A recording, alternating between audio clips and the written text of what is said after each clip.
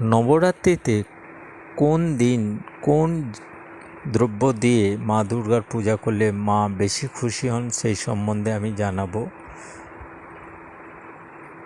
প্রথম দিন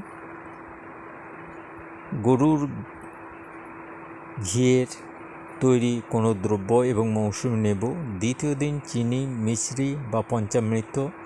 তৃতীয় দিন দুধের তৈরি কোনো মিষ্টি।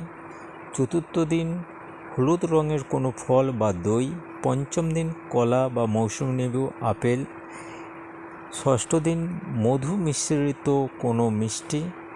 সপ্তম দিন গুড় বা গুড়ের কোনো জিনিস। অষ্টম দিনে নারকেল নাড়ু এবং নবমী দিনে পুরি, ছোলা বা ফলমূল দিয়ে মায়ের যদি পূজা নিবেদন করা যায়, মা খুশি হয় এবং মনস্কামনা পূর্ণ।